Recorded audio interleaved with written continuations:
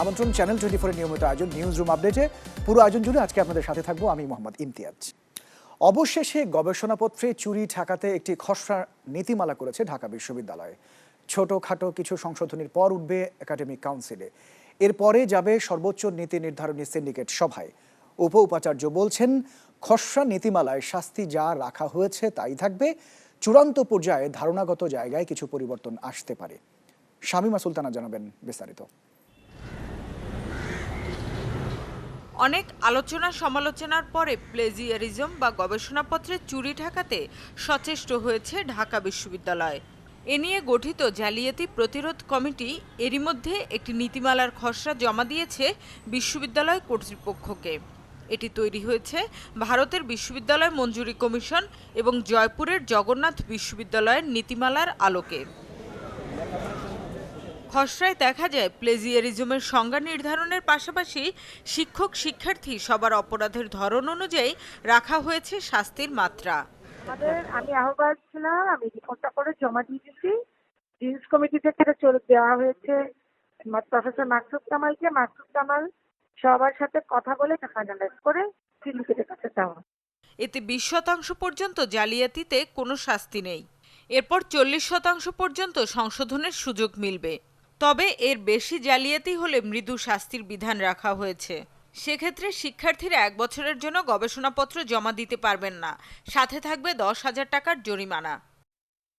শিক্ষকদের ক্ষেত্রে বলা হয়েছে, ডিগ্রি নিয়োগ পদোন্নতি আটকে রাখা যাবে, কোনো কোনো ক্ষেত্রে অব্যাহতিও দেয়া হতে পারে। আর 60% বেশি হলে শিক্ষার্থীদের ক্ষেত্রে 2 বছরের জন্য গবেষণা দেওয়ার উপর নিষেধাজ্ঞা আসতে পারে, সাথে গুনতে হবে 20,000 টাকা জরিমানা। আর শিক্ষকদের ক্ষেত্রে নকল করা গবেষণায় ডিগ্রি নিয়োগ পদোন্নতি বা আর্থিক সুবিধা সব বাতিল হবে, দেয়া হবে অব্যাহতি বা পদাবনতি। কোনো ডিগ্রি পেতে নকল করে বই বের করলে সেক্ষেত্রে শিক্ষকদের পদাবনতি দেয়া হবে, কেড়ে নেওয়া হবে সকল প্রাপ্ত সুবিধা। টার্নিটিন নামক যে সফটওয়্যার ব্যবহার করা হয়, সেই সফটওয়্যারে বলা আছে প্রায় 12 ধরনের প্লেজারিজম আছে। এগুলো সব কিছু উল্লেখ করা হয়নি। আমরা আমাদের নীতিমালায় সবগুলো উল্লেখ করে, যাতে করে তার আলোকে শিক্ষক শিক্ষার্থীদেরকে প্রশিক্ষিত করা যায়, সেই জন্য আমরা সেটাকে আরো সমৃদ্ধ করব। উপাচার্য আরও জানান, শাস্তির বিষয়টি ঠিক রেখে ধারণাগত জায়গায় কিছু পরিবর্তন আসতে পারে চূড়ান্ত নীতিমালায়, যা পাশ করা হবে ডিসেম্বরের মধ্যেই। শামীমা সুলতানা, চ্যানেল 24, ঢাকা। দর্শক, গবেষণাপত্রে চুরি ঠেকাতে একটি খসড়া নীতিমালা করেছে ঢাকা বিশ্ববিদ্যালয়। আপনারা নিশ্চয়ই ইতিমধ্যে জেনে গিয়েছেন। এই বিষয় নিয়ে আমরা কথা বলতে চাই। আমাদের সাথে এই মুহূর্তে সরাসরি যুক্ত হচ্ছেন ঢাকা বিশ্ববিদ্যালয়ের অধ্যাপক ডক্টর মেজবাহ কামাল।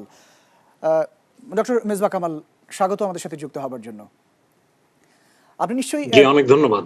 অনেক ধন্যবাদ। আপনি নিশ্চয়ই প্রতিবেদনটি দেখছিলেন। আমরা সেখানে আমাদের প্রতিবেদক শামীমা সুলতানা যেমনটি বলছিলেন যে যেই খসড়া নীতিমালা ঢাকা বিশ্ববিদ্যালয় কর্তৃপক্ষকে দেওয়া হয়েছে, সেটি ভারতের বিশ্ববিদ্যালয় মঞ্জুরি কমিশন এবং জয়পুরের জগন্নাথ বিশ্ববিদ্যালয়ের নীতিমালার আলোকেই করা হয়েছে। তো সেখানে আমরা দেখলাম যে 20% পর্যন্ত যদি কোনো জালিয়াতি হয় সেক্ষেত্রে কোনো শাস্তির বিধান নেই, 40% পর্যন্ত সংশোধনের সুযোগ থাকবে, এবং যদি 60%-এর বেশি হয় কোনো কোনো ক্ষেত্রে তাদের অব্যাহতি দেওয়া হবে, এবং আর্থিক যে জরিমানা সেই জরিমানার পরিমাণও খুব কম আমরা দেখলাম। তা আপনার কাছে কি মনে হয় যে এই যে শাস্তির যেই সুপারিশটি করা হয়েছে সেটি কি যথাযথ কিনা বা যথেষ্ট কিনা? আচ্ছা, অনেক ধন্যবাদ। প্রথমত আমি ঢাকা বিশ্ববিদ্যালয় যে এই ব্যবস্থাটা নিচ্ছে, এই নীতিমালাটা প্রণীত হচ্ছে, সেটার জন্য আমি শুভেচ্ছা জানাবো, ধন্যবাদ জানাবো। তবে এটাও মনে রাখতে হবে যে ঢাকা বিশ্ববিদ্যালয় কিন্তু 100 বছর, আমাদের 100 বর্ষ পূর্তি পালন করতে যাচ্ছে। হ্যাঁ, দ্বার প্রান্তে। তো কাজেই আপনার 100 বছরের মধ্যে এটা হলো না, কেন এত বছরে হলো না? এটা তো পৃথিবীর অন্যান্য বিশ্ববিদ্যালয় অনেক আগে হয়েছে, সেই প্রশ্নটা কিন্তু রয়েই যায়। তো তারপরেও যেটা বলবো যে দেরিতে হলেও যে হচ্ছে সেটা একটা শুভ লক্ষণ। আর বাস্তবতা আমরা বুঝতে পারছি যে সাম্প্রতিক কালে এরকম অনেক অভিযোগ বিভিন্ন সময়ে সামনে আসছে, অনেক বেশি পরিমাণে আসছে। তো ইদানিং কালে যে এই প্রবণতাটা বেড়ে গেছে, সেটাও কেন বাড়ছে, আমি মনে হয় যে আলোচনার কোন একটা পর্বে সেটা নিয়েও আমি কথা বলতে চাইবো। তবে আপনি যে প্রশ্নটা করলেন সেটা হচ্ছে যে এই যে আপনার প্লেজারিজমের মধ্যে যে 20% বা 40% দিয়ে যে কতগুলো স্ল্যাব তৈরি করা হয়েছে, এই বিষয়গুলো কিন্তু দেখুন এগুলো এগুলো কোন লেভেলের বিষয় সেটা নির্ধারিত করা হয়েছে কিনা আমি রিপোর্ট থেকে পুরো বুঝতে পারিনি। আচ্ছা, কিন্তু যদি এটা ধরুন যে যারা প্রাথমিক পর্যায়ে রিসার্চ করছে, যারা এমফিল পর্যায়ে রিসার্চ করছে, একটা জিনিস মনে রাখবেন, ঢাকা বিশ্ববিদ্যালয়ের বিভিন্ন বিভাগে কিন্তু এখন পর্যন্ত আন্ডার গ্রাজুয়েট লেভেলে আপনার মনোগ্রাফ রাইটিং বা থিসিস রাইটিং সেই জিনিসগুলো শেখানো হয় না।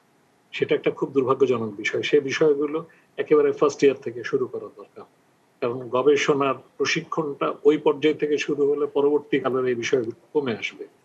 আরেকটা হচ্ছে যেটা যে যদি প্রাথমিক পর্যায়ের গবেষক হয় তাহলে আপনার তাদের মধ্যে হয়তো কিছুটা থাকতে পারে, পৃথিবীর কোনো বিশ্ববিদ্যালয়ে আপনার একটা সার্টেন পার্সেন্টেজ তরুণ গবেষক প্রশিক্ষণার্থী গবেষকদের জন্য অ্যালাউ করে, কিন্তু এর উপরের যারা গবেষক, যারা পরিণত গবেষক, যারা শিক্ষক হয়েছেন বা শিক্ষকতার বিভিন্ন স্তরে পৌঁছেছেন, তাদের দিক থেকে কিন্তু এগুলো গ্রহণ করার কোনো কারণ নাই। এক। আর 2 নম্বর হচ্ছে যে আপনার আপনার জরিমানার যে বিষয়টা আমি মনে করি যে এগুলো বেশ কঠোরভাবে দেখা দরকার। শুধু জরিমানা না, নানা রকমের শাস্তি, এবং তাতে আসলে তো শিক্ষক সুলভ নয়। যেখানে আপনার এই ধরনের এগুলো তো এক ধরনের মানে কি বলবো, এগুলো এক ধরনের চুরি, শুধু না জুয়া চুরি। জি, এর আগে অবশ্য এমিরেটাস অধ্যাপক ডক্টর এ কে আজাদ চৌধুরী তিনি বলেছিলেন যে এই সুপারিশ নীতিমালা করলেই শুধু হবে না, এটি এই শাস্তির বিধান বাস্তবায়নটা সবচেয়ে জরুরি এবং কার্যকরী করার ক্ষেত্রে। তো সেই বিষয়ে যদি আপনার কিছু বলার থাকে। সেই ব্যাপারটা তো খুবই জরুরি বিষয় যেটা স্যার বলেছেন, কিন্তু আমি মনে করি যে আপনার মানে গোড়াতেই কিন্তু আপনার আইনটা যে করা হচ্ছে সেই আইনের মধ্যেই যদি ফাঁকফোকর থাকে তাহলে কিন্তু নানান রকমের সমস্যা তৈরি হবে। যদি এটা খুব লিবারেল হয়, খুব লিনিয়েন্ট হয়, তাহলে হয়তো সেটাকে যথেষ্ট সিরিয়াসলি নেবে না। আর তাছাড়া যদি আপনার গোটা প্রসেসটার মধ্যেই তো একটা অসম্মান জড়িত আছে এবং এটা শিক্ষকের জন্য খুবই অমর্যাদাকর, কাজে সেই জায়গায় ছাত্রদের কাছে তিনি মুখ দেখাবেন কি করে, সেই প্রশ্নগুলো আসে। কিন্তু তারপরেও যেটা যে লিনিয়েন্ট হওয়াটা না হয়ে বরং প্রথম থেকেই যদি এটাকে কঠোর আইনটাকে করা হয় তাহলে সেটা জরুরি বিষয়। আরেকটা হচ্ছে যে আইনটা করা হবে সেই আইনটাকে বাস্তবায়ন করাটা খুব জরুরি। সেক্ষেত্রে যদি আবার দেখা যায় যে আমার দল করে, এরকম যদি প্রবণতা হয়, যারা ক্ষমতাসীন আছেন তাদের পক্ষভুক্ত লোকজন যদি ছাড় পেয়ে যেতে থাকে এই সমস্ত ঘটনাগুলোতে, তাহলে যেগুলো বিশ্ববিদ্যালয়ে সব সরকারের আমলে হামেশা হয়ে থাকে বিভিন্ন অপরাধের ক্ষেত্রে আমরা দেখি। বুঝতে পেরেছি। একটু ছোট্ট করে একটি বিষয় যদি একটু বলেন যে আপনি যেমনটি শুরু থেকে বলছিলেন যে দেশের বাইরে যে বিশ্ববিদ্যালয়গুলো, বিশেষ করে অক্সফোর্ড বলি অথবা যুক্তরাষ্ট্রের জর্জ ওয়াশিংটন ইউনিভার্সিটির কথাও যদি বলি, সেখানকার ওয়েবসাইটগুলোতে কিন্তু এই যে চৌর্যবৃত্তির বিষয়টিকে সুস্পষ্টভাবে শাস্তির বিধানগুলো উল্লেখ করা রয়েছে। তো সেক্ষেত্রে আপনার কোনো সাজেশন রয়েছে কিনা যে আমাদের দেশের যে বিশ্ববিদ্যালয়গুলোতে এই ধরনের চৌর্যবৃত্তির চর্চা হয় সেই জায়গাগুলোতে আসলে কিভাবে কাজ করা যেতে পারে? আচ্ছা, আমি প্রথমে বলবো যে দেখুন, মানে এই কথাটা মনে রাখতে হবে যে এই কাজটা যারা করেন তাদের সংখ্যা কিন্তু কম। কারণ বিশ্ববিদ্যালয়ে এখন আমাদের ঢাকা বিশ্ববিদ্যালয়ে তো 3000-এর বেশি শিক্ষক, এবং আমাদের অনেক শিক্ষকই গবেষণা করেন, যদিও গবেষণাকারী শিক্ষকের সংখ্যা কমে যাচ্ছে ক্রমশ। তারপর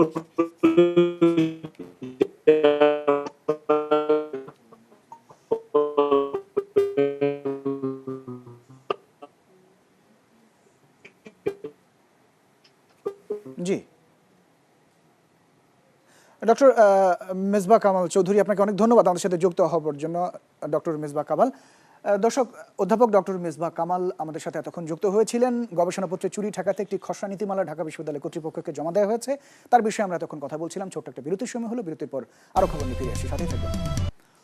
করোনা ভ্যাকসিনের 3 কোটি ডোজ বিনামূল্যে বিতরণের সিদ্ধান্ত নিয়েছে সরকার। শুরুতেই প্রাধান্য পাবেন সম্মুখ সারির কর্মীরা।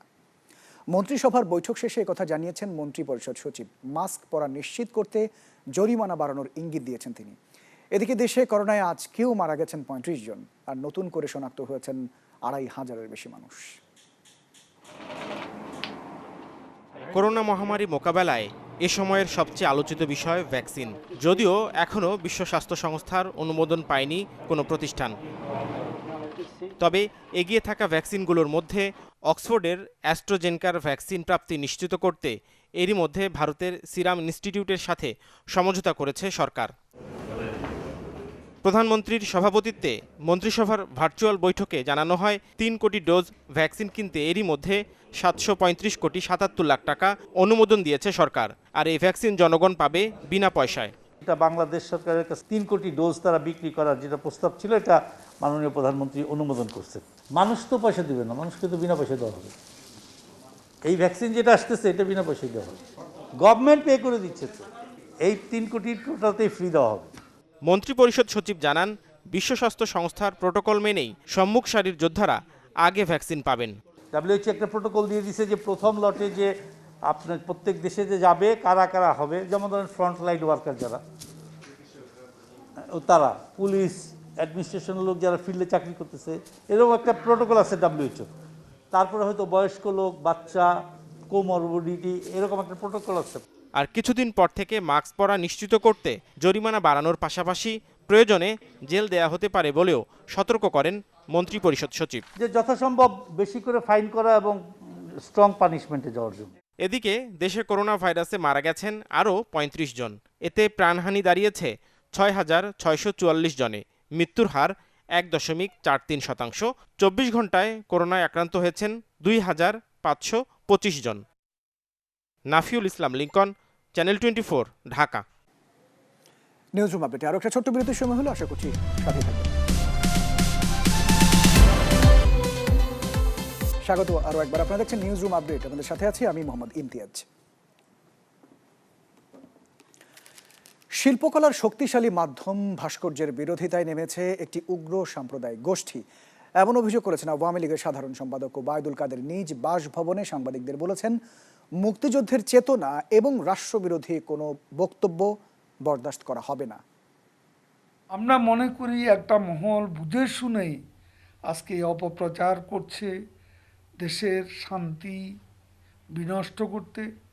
তারা নানাভাবে উস্কানি দিচ্ছে ধর্মীয় উন্মাদনা সৃষ্টির, যা একদিকে ইসলাম বিরোধী কাজ, অপরদিকে সংবিধান ও প্রচলিত আইনেরও পরিপন্থী। সাবেক রাষ্ট্রপতি জিয়াউর রহমানের নাম মুছে ফেলার ঘটনা সহ্য করা হবে না বলে হুঁশিয়ারি দিয়েছেন বিএনপি নেতারা। রাজধানীর মোগলটুলিতে একটি স্কুলের নাম পরিবর্তনের প্রতিবাদে মানববন্ধনের আয়োজন করে ঢাকা দক্ষিণের নেতাকর্মীরা। জাতীয় প্রেস ক্লাবের সামনে মানববন্ধনে বিএনপি নেতা গয়েশ্বর রায় বলেন, জিয়াউর রহমানের নাম মুছে ফেলার মাধ্যমে আওয়ামী লীগ ইতিহাস বিকৃতির চেষ্টা করছে। একে ক্ষমতাসীনদের প্রতিহিংসার রাজনীতির ধারাবাহিকতা বলে মন্তব্য করেন অনেকেই। বক্তারা দাবি করেন, লুটপাট থেকে দৃষ্টি ফেরাতেই সরকার এই কাজ করছে। সম্প্রতি পুরাতন ঢাকার মোগলটুলিতে একটি স্কুলের নাম শহীদ প্রেসিডেন্ট জিয়াউর রহমান উচ্চ বিদ্যালয় থেকে মোগলটুলি উচ্চ বিদ্যালয় করা হয়। ৩,৫০০ কোটি টাকা লোপাট করে বিদেশে পলাতক পিকে হালদারের বিষয়ে ইন্টারপোলে চিঠি পাঠিয়েছে দুদক। এখন সব প্রক্রিয়া মেনে গ্রেফতারি পরোয়ানা জারি করবে ইন্টারপোল। আজ হাইকোর্টে এইসব তথ্য জানিয়েছেন দুর্নীতি দমন কমিশন দুদক। আগামী ২ ডিসেম্বর হাইকোর্টে পিকে হালদারের গ্রেফতারি পরোয়ানার বিষয়ে পরবর্তী তথ্য জানানো হবে। ব্যাংক এবং আর্থিক প্রতিষ্ঠান থেকে কয়েক হাজার কোটি টাকা নিয়ে দেশ ছাড়েন পিকে হালদার। গেল ২৮ জুন দেশে আসার ইচ্ছে প্রকাশ করে আবেদন করা হয়। পরে দেশে আসার সঙ্গে সঙ্গে তাকে গ্রেফতারের নির্দেশ দেন হাইকোর্ট। এর পরপরই পিছু টান দেন পিকে হালদার। হালদারের বিষয়ে আপনারা জানেন, আমরা ইন্টারপোলের সাহায্য সহযোগিতা চেয়েছি এবং ইন্টারপোলের কাছে কিছু কাগজপত্র পাঠানো হয়েছে। ইন্টারপোল আরও কিছু জানতে চেয়েছে, সেগুলি প্রক্রিয়াধীন আছে। আমরা শুধু পিকে হালদার নয়, যারা বিদেশে পালিয়ে আছে, টাকা অর্থ পাচার করে চলে আছে অথবা অর্থ পাচার করে বর্তমানে দেশের ভিতরে ঘাপটি মেরে বসে আছে, আমরা তাদের ব্যাপারে অত্যন্ত সজাগ। আপনারা দর্শক, এই ছিল আজকের নিউজ রুম আপডেটে। অনেক ধন্যবাদ এতক্ষণ সঙ্গে থাকবার জন্য। ভালো থাকবেন।